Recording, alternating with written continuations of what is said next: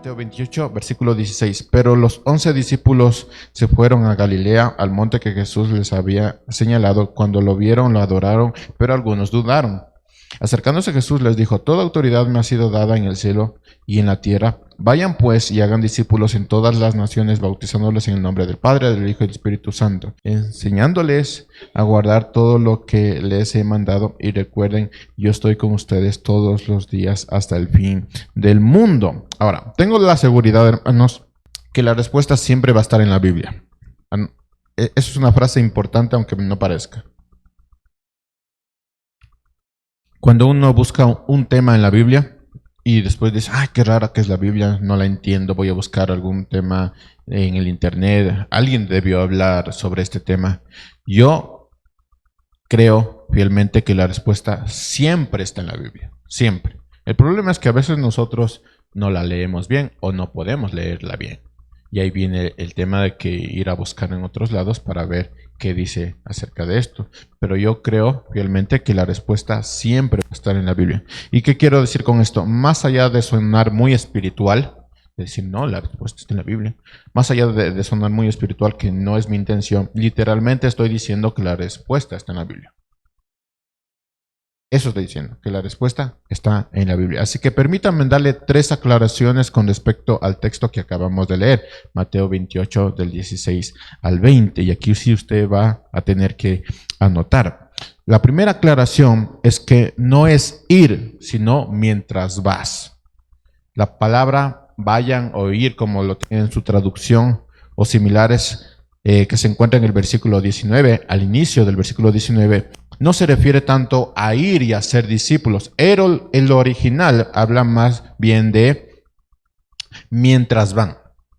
Es decir, se traduce como mientras van, hagan discípulos. No es ir y hagan discípulos. Porque si nosotros ponemos la palabra ir y lo tomamos como esa palabra sin traducirlo, sin ir al original, podemos decir que tenemos que ir o hacer una acción de ir a un lugar y hacer discípulos.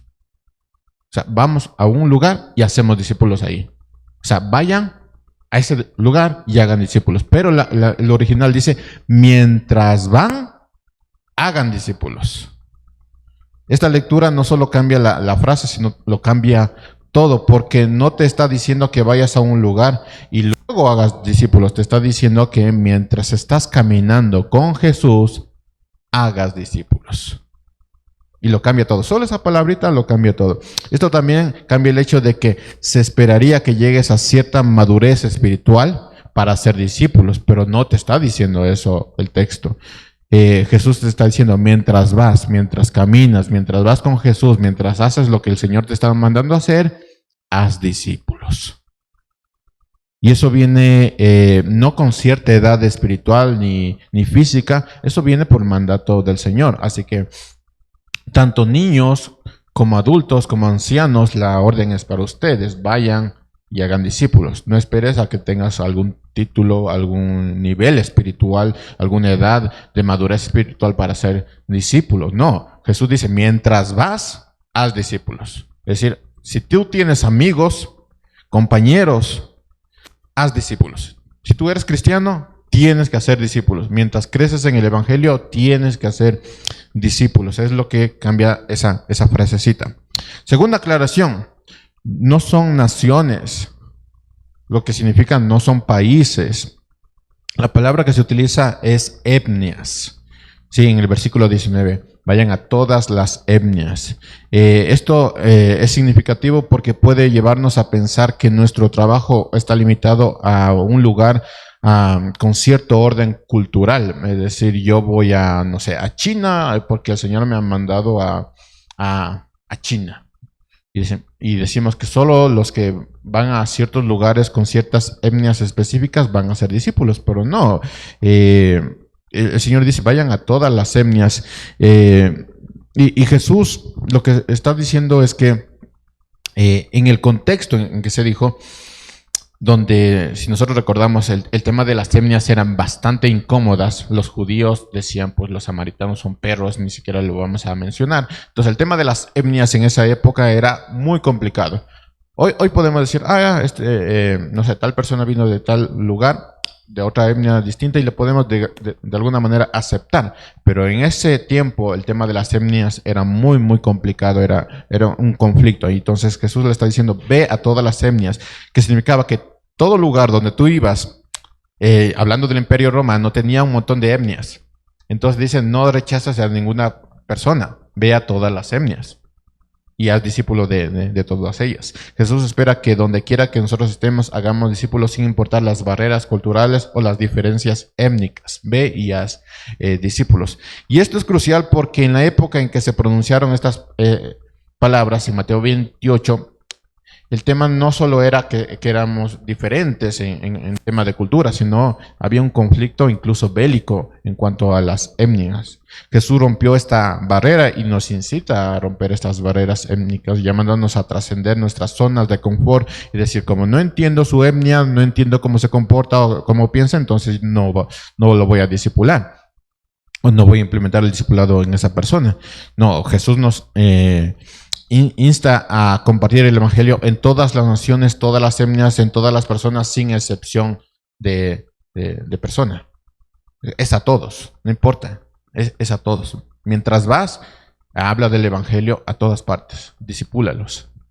Esta llamada a ser discípulos en todas las etnias resalta la universalidad del mensaje de Jesús y nuestra misión con como sus seguidores. Si tú eres cristiano, ve a todas las etnias, no importa la cultura, y haz discípulos. Es lo que está diciendo Jesús. Lleva el amor, lleva la verdad a cada rincón del mundo, cruzando todas las barreras culturales y sociales. Y uno no tiene que confundir estos llamados específicos en cuanto a una etnia, ¿no? Hay llamados específicos, vayan a China, vayan a Europa, vayan a estos lugares donde claramente es una etnia muy, muy, muy clara. Eso es un llamado específico, pero nosotros vayan a todas partes, con todas las personas que crean lo que crean, vayan y hagan discípulos de ellos. Tercera aclaración, yo estaré contigo. Nosotros si leemos el texto de Mateo 28, versículo 20, con cierta superficialidad, podemos quedarnos únicamente con la idea reconfortable de decir que Jesús va a estar con nosotros. Y si lo piensan, es bonito pensar, no, Jesús está conmigo, Jesús está conmigo.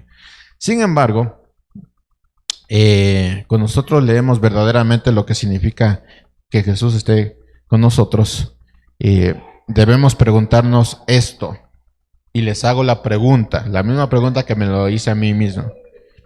¿Aprueba Jesús todo lo que tú haces? Si Jesús está contigo todo el tiempo, ¿aprueba Jesús todo lo que haces? Todo el tiempo. Entonces, las palabras de Jesús de yo voy a estar con ustedes todo el tiempo, hasta el fin del mundo, nos recuerdan que su compañía no solo es una fuente de consuelo, sino también es una guía para vivir conforme a su voluntad. Como yo sé que Jesús está conmigo todo el tiempo, entonces voy a tratar de honrarlo, de adorarlo todo el tiempo. No puedo coger el tema de Jesús está conmigo solo en los momentos difíciles. No, Jesús está contigo todo el tiempo y eso significa que también te está mirando todo el tiempo. Y hay que hacernos la pregunta si Jesús aprueba todo el tiempo lo que yo estoy haciendo. Y algo más sobre el texto de Mateo 28. Si leemos con cuidado, notaremos que hay algo sumamente incómodo en Mateo 28, versículo 16. Y es la parte final. Lo leo. Pero los 11 discípulos se fueron a Galilea, al monte que Jesús les había señalado. Cuando lo vieron, lo adoraron, pero algunos dudaron. Ahora, uno podría estar pensando que son todos los discípulos de Jesús, es decir, cientos de discípulos de Jesús. Pero no, dice los 11. Los 11 que permanecieron con Jesús, que conocieron a Jesús. Y dice que algunos lo adoraron, pero algunos dudaron. Y eso es bastante incómodo de leer. La realidad, hermanos, del cristianismo es que hay personas que adoran a Jesús y al mismo tiempo tienen dudas. Y esa es la realidad. Son personas comunes y corrientes que, como nosotros, tienen dudas. Aquella persona que dice, yo no dudo en nada en absoluto, bueno, evangelíceme a mí, porque yo tengo muchas dudas acerca del evangelio. Y tener dudas no necesariamente es malo. Lo malo es no creerle a Jesús. Y el versículo 18 lo aclara. Él, sabiendo que tenían dudas, dice, acercándose a Jesús, les dijo, toda autoridad me ha sido dada en el cielo y en la tierra. Entonces, mientras van, hagan discípulos. Él sabía que había dudas, entonces dice, chicos, toda autoridad me ha sido dada en la tierra. Aunque tengan dudas, vayan, porque toda autoridad me ha sido dada en el cielo y en la tierra. Y lo interesante de esto es, ¿quién se acerca a quién? Jesús se acercó. No los que dudaron, sino Jesús se acerca y les dice, miren, yo sé que tienen dudas, toda autoridad me ha sido dada en el cielo y en la tierra. Ahora bien, si hay algo que lo cambia todo, es el hecho de que estas palabras de Jesús y su mandato no eran para todas las personas. Si leemos solamente la palabrita 11 discípulos, sabremos que no eran para todas las personas. Entonces, ¿no eran para nosotros? No, lo que está pasando, hermanos, es que estas palabras son para aquellas personas, aquellos discípulos que lo vieron resucitado. Por lo tanto, si usted ha experimentado la obra de Cristo en su vida y no eres su discípulo, ahí hay un conflicto. Porque la idea es que si tú has experimentado la obra de Cristo, el Cristo resucitado, entonces tú eres un discípulo y estas palabras son para ti. Tu llamado no es de hacer discípulo si tú no eres un discípulo. Tu llamado es primero ser discípulo de Cristo. Entonces, antes de decir, este llamado es para mí, tengo que ir y hacer discípulos, si tú no has experimentado en tu vida la obra de Cristo, el Cristo resucitado, entonces tu llamado no es a ser discípulo, sino primero es ser discípulo de Jesús. Las palabras de Jesús están dadas a personas cuya vida ha sido transformada por el poder del Evangelio y la obra de Jesús. Entonces, si tú no has cambiado en nada, absolutamente en nada, a pesar de que dices que eres cristiano, entonces el mandato no es para ti. El mandato es ser primero discípulo de Cristo y después sí haz discípulos. Piénselo, solo una persona que ha experimentado la obra de Cristo en su vida podrá creer que alguien más en su misma condición puede cambiar. Entonces, si tú has sido, no sé, pongámoslo extremo, si tú has tenido problemas como la bebida, la drogadicción y otros asuntos complicados, y llegas a Cristo y Cristo te ha salvado, te ha sanado, te ha librado, solo esa persona puede creer, la otra persona que también estuvo en mi posición puede ser salva. Entonces voy y hablo con eso. Y el problema, hermanos, es que podemos tener un montón de personas que creen que son discípulos de Jesús, pero no lo son. Entonces van y hacen discípulos o quieren hacer discípulos, pero no han experimentado la obra de Dios en su vida. Por lo tanto, va a haber momentos en que digan, no, yo creo que esa persona no va a ser salva, entonces no le voy a decir nada, porque ¿para qué perder el tiempo? No, una persona que ha experimentado la obra transformadora en su vida va a saber que esa misma persona, esa necesita a Cristo. Por lo tanto, voy a invertir mi tiempo en hablarle del Evangelio. Si tú no eres discípulo, tu llamado no es a ser discípulos. Primero tienes que ser discípulo de Cristo y después viene el llamado. Ahora, regresando al hecho de que podemos tener dudas, también es importante despejar esas dudas. Vamos a separar este sermón en dos partes, lo que no es un discipulado y lo que sí es un discipulado. Y me voy a detener más en lo que no es un discipulado, porque ya diciendo lo que no es, despejamos un montón de dudas. Partamos desde un punto, hermanos. Si el discipulado no empieza con la palabra ir, sino con la palabra mientras vas, entonces, ¿qué más deberíamos hacer o ver o entender acerca del discipulado? Si ya con la misma palabra ir tuvimos una confusión, ¿qué más no sabemos? ¿Qué más estamos malentendiendo? Y vamos a empezar con lo que no es. ¿Qué no es el discipulado? El discipulado no es una clase de escuela dominical. Sé que uno de los temores cuando hablamos de discipulado es el hecho de pensar que tengo que hacer una clase de escuela dominical.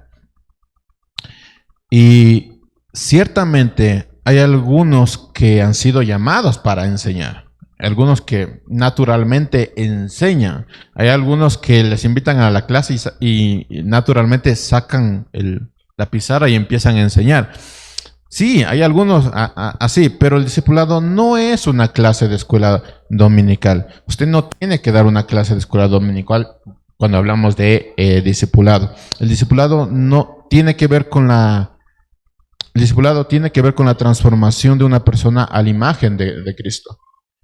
Y si bien puede que necesite cierta información, la transformación no está sujeta a la información, sino a la comunión. Y lo voy a repetir porque esto es importante. La transformación no está sujeta a la información, sino a la comunión. Permítanme darles un ejemplo vívido de esto. Mi hija, hasta el momento que estoy dando este sermón, tiene 1 año.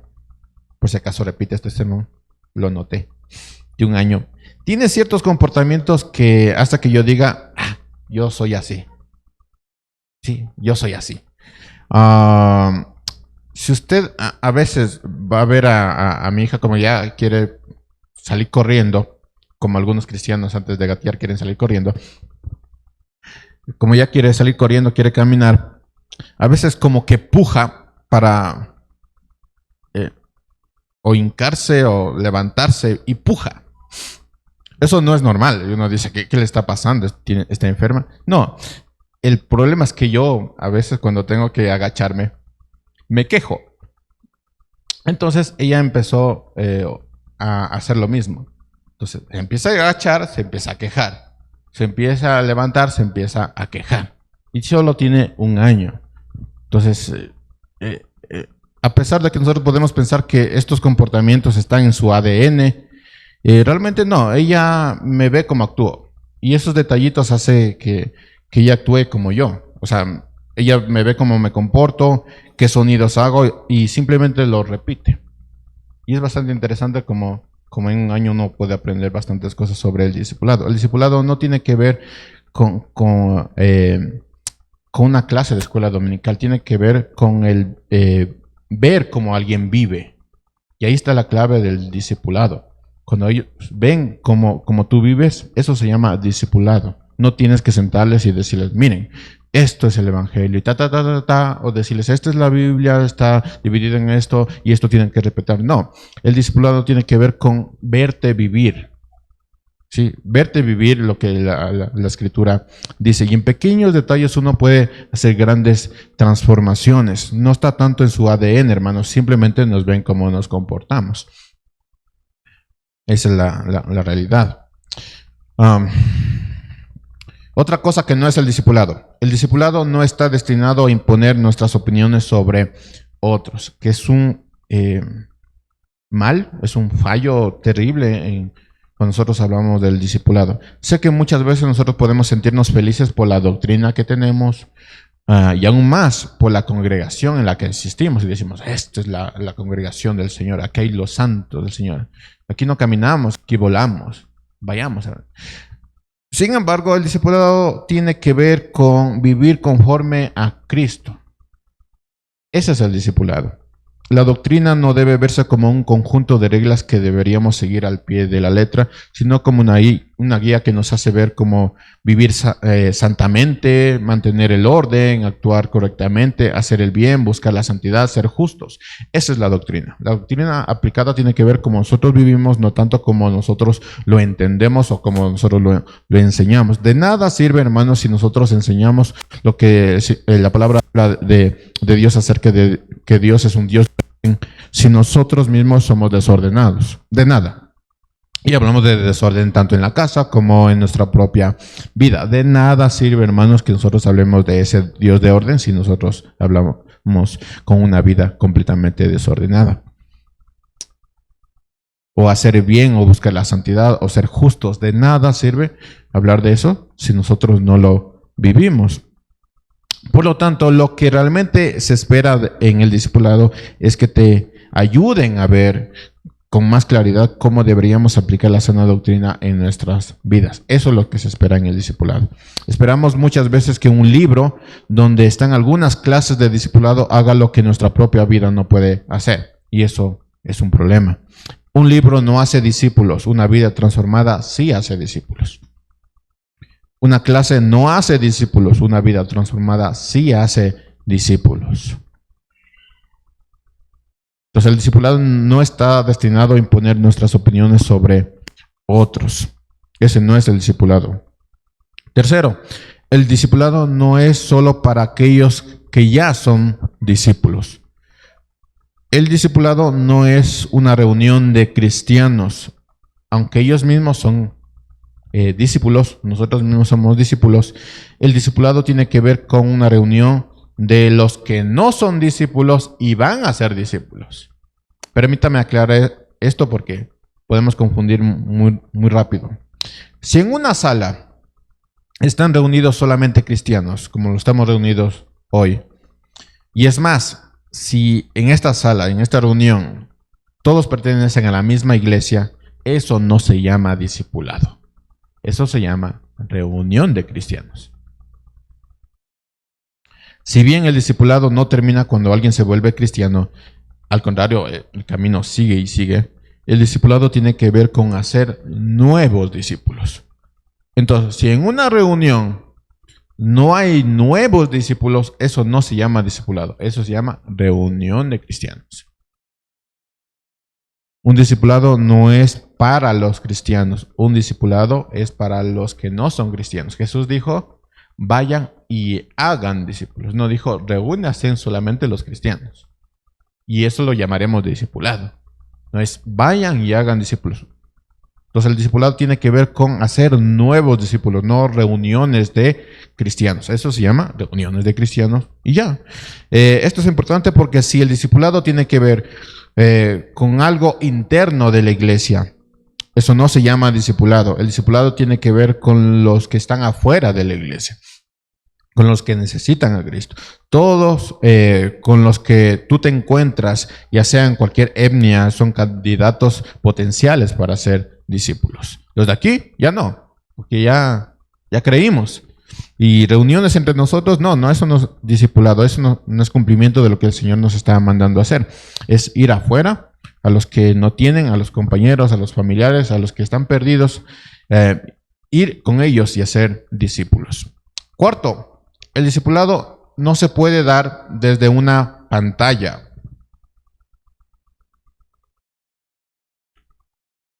Desde la pandemia, ustedes saben que el tema tecnológico ha sido, yo creo que ha sido bueno y malo, ¿no?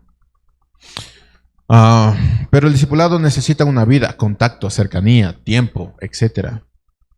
Podemos hablar del evangelio con un desconocido, pero eso no lo hace mi discípulo, o no lo hace que estemos implantando el discipulado en él. Podemos hablar con algún compañero de estudio o de trabajo, con un familiar, pero si son conversaciones casuales, eso no lo hace discipulado. El discipulado implica dedicar tiempo y atención a las personas. Implica invitar a tu casa y hablar con esas personas. Y implica cocinarles, implica abrir tus puertas. Eso significa el discipulado. Implica también ir a otro lugar y pasar tiempo con una persona para que te hable de cómo tienes que vivir. Eso es discipulado. Los discípulos de Jesús vivían, comían y caminaban con él. No eran conversaciones en distintas ocasiones, casuales, ¿no? No, vivían, comían y caminaban con él. En el discipulado se espera que exista una relación de discipulado. Un discípulo debe ver de primera mano la vida de su maestro, es decir, entrar y decir, a ver, si me estás hablando de orden, a ver, ¿cómo tienes ordenado tu casa? De eso se trata el discipulado, de que le invites a tu casa, a tu vida, de que le hables de tus cosas personales, de la forma más abierta, ¿no? De eso se trata el discipulado. No se da desde una pantalla. Eso no es discipulado. Discipulado es contacto, es tomémonos un café, comamos algo, cocinemos, hablamos. Eso es discipulado. El discipulado tampoco tiene un tiempo determinado para finalizar. No es como los las aplicaciones de, chuta, ya estamos una hora, ya es hora de terminar. No, el discipulado no va así. El discipulado no es un programa con un inicio o con un final definido. La propia vida, si es verdad, nos indica cuando el discipulado ha cumplido su propósito. Es decir, digamos que tú tienes una relación con una pareja de un matrimonio. Entonces conversan, van a la casa, te toman un cafecito, invitaciones, ven para acá, yo te invito. Y hay ese tema de discipulada, conversemos, ¿no? Conversemos. Y una de dos, o tú te vas del país o de ese lugar, o la otra persona se va. Bueno, la vida misma nos dice cuándo se termina el discipulado, porque ya no vas a poder tener tanta relación con esa persona. Entonces la vida misma nos dice, bueno, hasta aquí, ha cumplido su propósito, entonces sigan. Pero no nosotros, no es el tiempo de, ya muchachos, ya son las 12, vayan nomás. Porque a veces algunos ya toca decirles, ya, dejen dormir. Pero no hay un tiempo determinado para finalizar el discipulado. No puedes decir a los 10 años de tenerle como discípulo, se acabó el discipulado. No, el discipulado continúa y continúa. Quinto, el discipulado no es paternidad espiritual. Usted anótelo y subráyelo con rojo.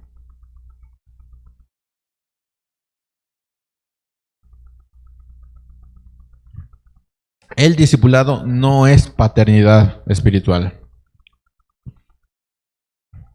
Además de que estamos incumpliendo lo que dice la Escritura de que no llaméis a nadie padre en el cielo, en la tierra, porque hay un solo padre y ese está en el cielo. El discipulado no es paternidad espiritual. El maestro no es padre del discípulo. El maestro no debe ni puede intervenir en todos los aspectos de la vida del discípulo. No le puedes decir, mira, cómo te estás vistiendo está muy feo. Eso no es de Dios. ¿Qué estás comiendo? Porque estás un poquito engordando, ¿no? El que discipula no puede intervenir en todos los aspectos de la vida. No es un padre. Son dos personas que caminan juntos, pero siguen siendo dos individuos distintos. Entonces no puedes intervenir en todos los asuntos de la vida. No puedes llamarle todo el tiempo y decirle, ¿cómo estás? ¿Qué comiste? ¿Ya te vestiste? ¿Ya te bañaste? Imagínense esa conversación entre dos hombres mayores, ¿no? Entonces no es un tema de paternidad espiritual. El discipulado no reemplaza la paternidad. El discipulado son dos personas que se acompañan mutuamente. Eso es el discipulado.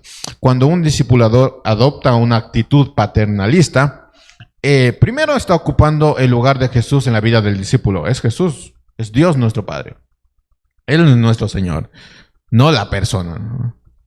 Y segundo, si vemos el discipulado como algo paternal, podemos pensar que es exclusivo de una persona. Entonces podemos llegar a decir, como yo soy discípulo de tal persona, o tenemos un discipulado, entonces yo no voy a escuchar a nadie más. Porque yo ya tengo un padre, ¿no? Y un padre solo es uno. Y no es así. En la iglesia, que es una comunidad de discípulos, que se discipulan los unos a otros, eso significa que aunque yo puedo tener una relación especial, en este caso si yo, siendo casado, tener una relación especial con otro matrimonio, donde nosotros podemos reunirnos, tomarnos café y conversar, eso no significa que tengo una relación exclusiva con este matrimonio. Si todos ustedes, todos nosotros somos una comunidad de discípulos, significa que yo puedo ser discipulado por otras personas en asuntos específicos. No es algo exclusivo, ¿no? El fin del discipulado no es hacer clones de nosotros, es hacer discípulos de Jesús. No estamos llamados a tener hijos espirituales, que como les decía es antibíblico esto de llamar padre espiritual a alguien, sino hermanos en la fe. Ese es el llamado. No hijos espirituales, sino hermanos en la fe. Ya que tú te sientas, como decía Pablo, que él se sentía como padre, es una cosa, pero nunca fue el llamado a ser padres espirituales, sino hermanos en la fe. Número 6. El discipulado no es una consejería pastoral. Si bien el pastor sí tiene alguien que discipula, sí es alguien que discipula, pero las reuniones o encuentros con él no son para consejería pastoral. Hay momentos específicos donde se da la consejería pastoral. La consejería pastoral no es algo que se da todo el tiempo. No es reúnanse, hermanos, vamos a tomarnos un café y les voy a asesorar. No funciona así. Las asesorías pastorales son en momentos muy, muy específicos. Y aunque tú no seas pastor, si tú llamas a alguien no es para decirle todo lo que está mal, ¿no? Porque esto no es una asesoría pastoral. El discipulado no es así. La consejería pastoral es algo muy, muy específico y tiene un propósito específico. Y es importante que no confundamos al discipulado con consejería pastoral. Que el pastor tenga a un matrimonio que le puede llamar amigo y tenga pues un discipulado, y en cierto momento tenga el mismo pastor con esta misma pareja una asesoría pastoral, son dos cosas distintas.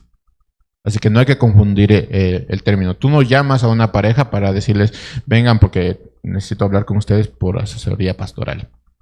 No, no va así. Lo que sí es el discipulado, y puede ser extraño, hermanos, es que solo tengo una cosa que hablar acerca de lo que sí es el discipulado. Son 6 cosas de lo que no es, pero solo tengo una sola cosa en cuanto al discipulado. Y esto es lo que es el discipulado. El discipulado es más importante que cualquier cosa.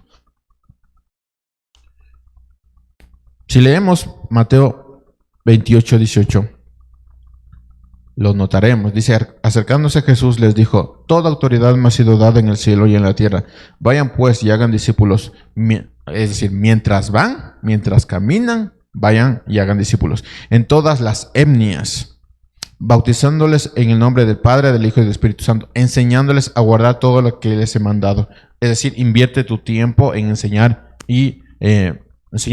a guardar todo lo que les he enseñado. Y recuerden, yo estoy con ustedes todos los días hasta el fin del mundo. Ahora, fíjense en que, aunque algunos han sido llamados a predicar, liderar, ser misioneros, otros maestros, a trabajar en la congregación, ya sea como tesorero o no sé. Ustedes mencionan todas las cosas que hacemos en la iglesia. Lo que Jesús está enseñando es que mientras realizas esas actividades, tú tienes que hacer discípulos.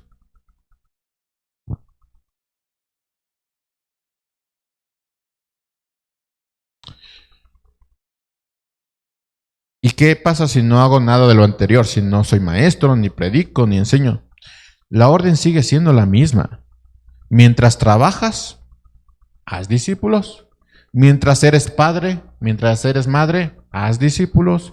Mientras eres un esposo, eres una esposa, haz discípulos. Mientras estudias, haz discípulos. Mientras vives en este mundo, haz discípulos. La orden sigue siendo la misma. La mayor excusa relacionada con lo encomendado por Jesús suele estar vinculado a nuestras actividades o tiempo en la iglesia. Como estoy trabajando en la iglesia, predicando, enseñando, no tengo tiempo para ser discípulos. No, Jesús te está diciendo, mientras haces eso, haz discípulos. Pero no estoy haciendo nada en la iglesia, significa que no puedo discipular. No, mientras eres madre, mientras trabajas, mientras estudias, haz discípulos.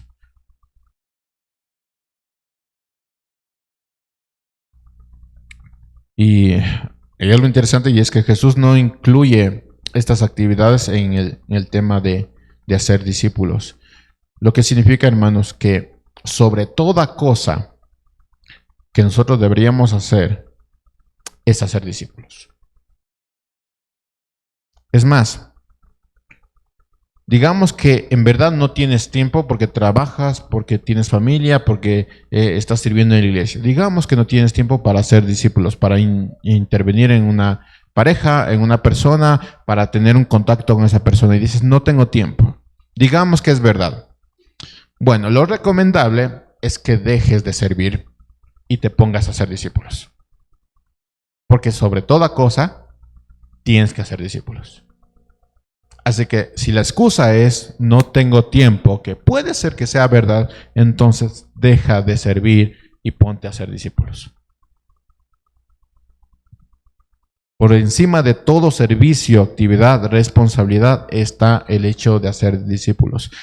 Nuestras acciones no deben ser una excusa para no hacer discípulos, ya que Jesús nos enseña que mientras haces, debes hacer discípulos. Mientras vas, debes hacer discípulos. Y si no tienes tiempo, entonces deja de servir y ponte a hacer discípulos, porque está sobre toda cosa.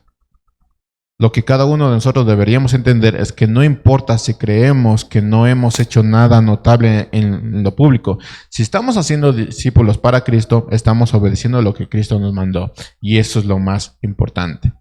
Entonces, ¿crees que no tienes tiempo? Entonces deja de hacer lo que estás haciendo y ponte a hacer discípulos. Pero si lo has entendido, entonces mientras vas, mientras haces, haz discípulos. Mientras aprendes, haz discípulos. Mientras creces, haz discípulos. Quiero terminar, hermanos, con un texto que de forma práctica sí nos enseña el discipulado, que es el texto que empezamos leyendo, la última parte, pero leyéndolo todo tiene un significado importantísimo. Juan 1, versículo 35. Y dice, al día siguiente, búsquelo. Juan 1, versículo 35.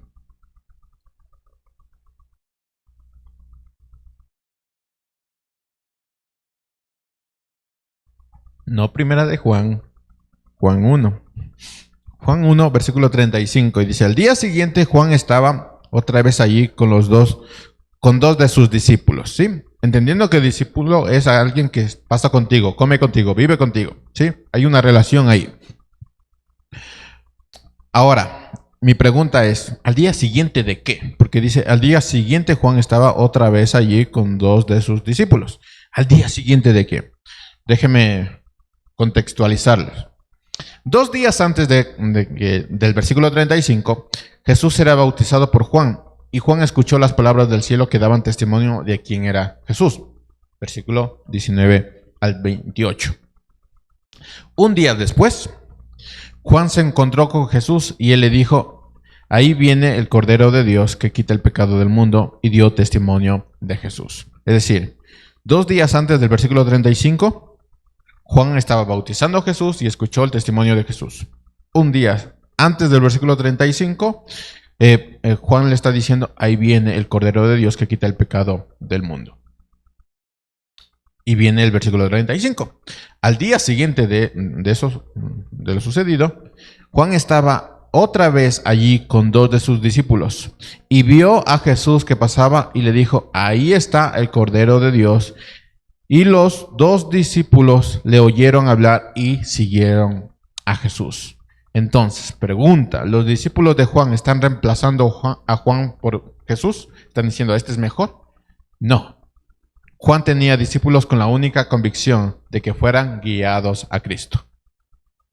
Cuando Juan hizo discípulos, él mismo estaba esperando al Cristo. Cuando se presentó a Cristo, dijo, yo no soy, vayan con él. Versículo 36 dice la parte B, y ahí está el Cordero de Dios. Es decir, yo no soy, vayan con él. Y los dos discípulos le oyeron hablar y siguieron a Jesús. ¿Qué pasó con estos discípulos de Juan? Versículo 38. Jesús se volvió y viendo que le seguían dijo, ¿qué? ¿Me van a robar? No. ¿Qué buscan? Les dijo. Y ellos le dijeron, Rabí, que traducido quiere decir maestro, ¿dónde te hospedas?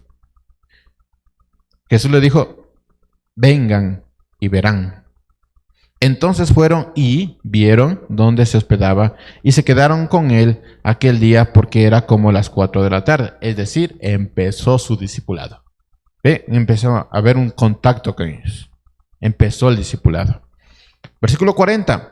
Uno de los dos que oyeron a Juan y siguieron a Jesús era Andrés, hermano de Simón Pedro. Él encontró primero a su hermano Simón y le dijo, hemos hallado al Mesías, que traducido quiere decir Cristo. Entonces lo trajo a Jesús. Jesús mirándolo dijo, tú eres Simón, hijo de Juan. Tú serás llamado Cefas, que quiere decir Pedro.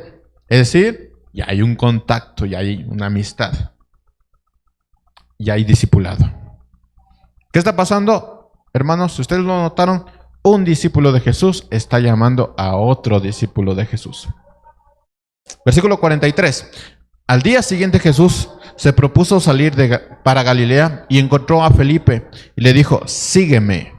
Felipe era de Betsaida, de la ciudad de Andrés y de Pedro. Felipe encontró a Natanael y le dijo, hemos hallado a aquel de quien escribió Moisés en la ley y también los profetas, a Jesús de Nazaret, el hijo de José. Y Natanael le dijo, ¿puede algo bueno salir de Nazaret? Ven y ve, dijo Felipe. Jesús vio venir a Natanael y dijo de él, ahí tiene a un verdadero israelita a quien no hay engaño. Natanael le preguntó, ¿cómo es que me conoces? Jesús le respondió, antes de que Felipe te llamara, cuando estabas debajo de la higuera, te vi. Rabí, ¿tú eres el Hijo de Dios? ¿Tú eres el Rey de Israel? Respondió Natanael. Jesús le contestó, ¿por qué te dije que te vi debajo de la higuera? ¿Crees? Cosas mayores que estas verás. También le dijo, en verdad les digo que verán el cielo abierto y los ángeles de Dios subiendo y bajando sobre el Hijo del Hombre. Hermanos, ¿cómo comenzó todo esto? Juan, quien estaba esperando al Redentor, cuando se encontró con Jesús, dijo, yo no soy, es Jesús, y envió a sus discípulos. Él les dijo, ahí está el Cordero de Dios, vayan, yo no soy. Después, uno de los discípulos, que era antes de Juan y ahora es el discípulo de Jesús, trajo a su hermano. Y este se convirtió en otro discípulo de Jesús. Otro discípulo de Jesús trajo a su amigo para que conociera a Jesús. O sea, no hay cursos, si lo notaron, no hay cursos de discipulado, no hay campañas evangelísticas, no hay oración de fe de ven, oremos, tú eres pecador, hagamos la oración de fe. No hay eso. Todo comenzó porque Cristo aparece, llamó a uno y este llamó a otro. Y no es que al llamarlo debes llenarle de promesas, porque ese es otro error. Natanael le dijo a Felipe, Felipe le dijo a Natanael, míralo tú mismo. Es decir, yo no te puedo explicar. He hallado al Hijo de Dios. Ven y míralo tú mismo. El trabajo, el fin del discipulado se resume en esto. Ven y descubre por ti mismo quién es Jesús. Ese es el trabajo. Y quitamos todo curso, toda campaña evangelística, toda oración de fe, toda clase de escuela dominical, todo encuentro así, todo espiritual. No, es, mira, ve, descúbrelo tú mismo. Quiero contarles una historia, una ilustración. Había una vez en un pequeño pueblo costero, conocido por su hermoso faro, el cual guiaba a los marineros a salvo hacia el puerto en medio de las tormentas. El encargado del faro era un hombre dedicado y humilde. No solo trabajaba cuando la tormenta se acercaba, sino que mantenía el faro en óptimas condiciones diariamente. Limpiaba las lentes, revisaba el suministro de aceite y se aseguraba que la mecha estuviera lista. Un día, el hijo del trabajador del faro, admirado por la constancia de su padre, le preguntó, ¿por qué te esfuerzas tanto cada día, incluso cuando no hay tormentas a la vista? El encargado le respondió, no enciendo la luz solo para las tormentas. Lo hago para que cuando llegue la tormenta estemos preparados. Mi misión es mantener la luz siempre brillante para que en cualquier momento de necesidad los marineros sepan que hay un puerto seguro al que pueden regresar. Miren, esta historia nos enseña que el discipulado no es una acción puntual, sino una dedicación continua y constante. Al igual que el encargado del faro, estamos llamados a reflejar la luz de Cristo en nuestra vida diaria, no importa si estamos en las buenas o en las malas. Es todo el tiempo. pero se va a notar en tiempos de crisis. Cuando alguien venga y te pregunte, oye, tengo problemas en el matrimonio, ¿cómo hago? Ahí va a brillar más la luz. El discipulado es constante, es un compromiso diario de mostrar a otros el camino hacia Jesús. ¿Cómo alguien te va a buscar si no ve esa luz? Y si buscando alguna luz, ¿qué le vas a decir? Porque no le puedes mentir. Le tienes que hablar desde tu misma perspectiva. Es ve y velo tú mismo. Es un compromiso diario de mostrar a otros el camino hacia Jesús. Es decir, no soy yo, es Cristo. Tú no necesitas mi consejo, tú necesitas a Cristo. Y eso lo podemos demostrar en nuestras acciones y palabras. Pero sobre todo sobre la vida, de cómo nosotros actuamos en momentos difíciles, en cómo nosotros tomamos decisiones en momentos difíciles. La persona va a ver de primera mano cómo nosotros nos comportamos. Eso es discipulado. ¿Qué debemos recordar, hermanos? Mientras vamos, debemos hacer discípulos. Mientras trabajamos, debemos hacer discípulos. No necesitamos esperar momentos especiales para discipular. En cada interacción diaria, en nuestro trabajo, en la familia, en nuestros círculos sociales, estamos llamados a reflejar de Cristo y guiar a otros a Él. Nosotros somos el faro y tenemos que guiarlos a Él. Así que es importante la vida que nosotros llevamos. No podemos callarnos. Si te preocupa el hecho de que no te sepas tantos versículos bíblicos, entonces vive esos versículos bíblicos para que la gente lo vea. Cada aspecto desde tu paternidad, cada cosita, cada sonido hace que tú puedas enseñar a otros para que vayan a Cristo.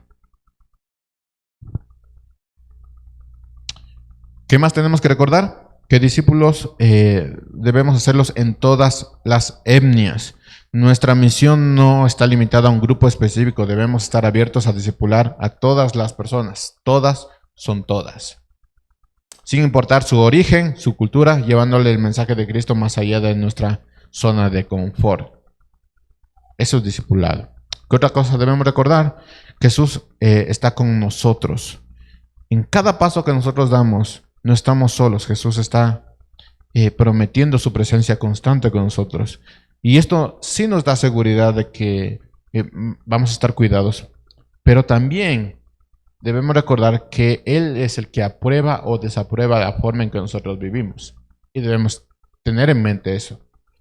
Jesús no solo está en momentos difíciles donde le clamamos, sino en momentos donde nosotros negamos a Jesús.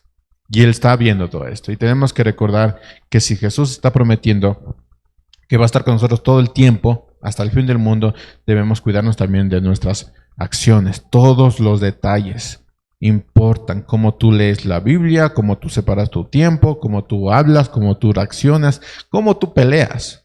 Todo discipula. Todo. Y aquí viene el llamado a la acción. Y aquí quiero hacerles dos preguntas que usted tiene que responder. ¿Estoy reflejando la luz de Cristo constantemente? Y la segunda pregunta es, ¿estoy aprovechando cada oportunidad para discipular a otros mientras voy por la vida? ¿Lo aprovecho?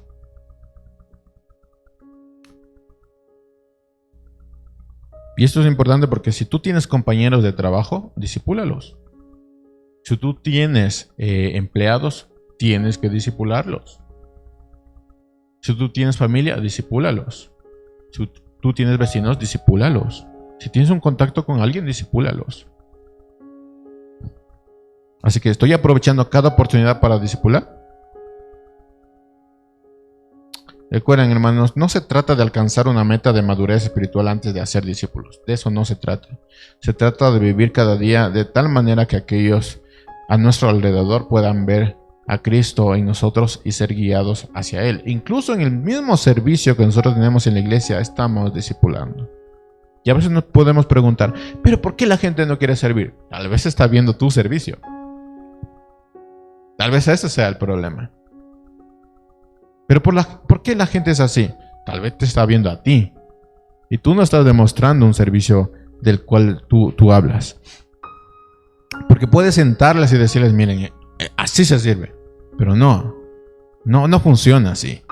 Tú tienes que transmitir con tu vida cómo es el servicio, lo apasionado que es, no sé, el tiempo que inviertes, el cuidado que tienes sobre el servicio de Dios. Y eso transmite más que sentarle y decirle, estas son las reglas. Así no funciona. Se trata de vivir cada día de tal manera que aquellos a nuestro alrededor puedan ver a Cristo en nosotros y ser guiados a Él. No soy yo, es Cristo. Y te digan, ¿por qué trabajas de tal manera? ¿Por qué estás siempre constante? ¿Por qué llegas siempre primero? ¿Por qué llegas siempre temprano? No soy yo, es Cristo. ¿Por qué hablas de tal manera? ¿Por qué te apasiona tanto esto? No soy yo, es Cristo. Ese es nuestro trabajo. Así como el trabajador del faro que mantenía la luz siempre, nosotros tendríamos que mantener la luz brillando constantemente para que en cualquier momento otros puedan ver que nosotros guiamos a Jesús. Nosotros no somos Jesús, guiamos a Jesús. Y por eso mantenemos la luz todo el tiempo. No la apagamos en tormentas, sino todo el tiempo lo tenemos abierto. Queridos hermanos y hermanas, nuestro compromiso debe ser de salir de este lugar con la convicción de que tenemos una misión de hacer discípulos en cada momento de nuestra vida. Mientras hagamos discípulos. Ese es el llamado de Jesús, sabiendo que Jesús está con nosotros hasta el fin del mundo. Por lo tanto, Señor, bendícenos porque el trabajo es arduo.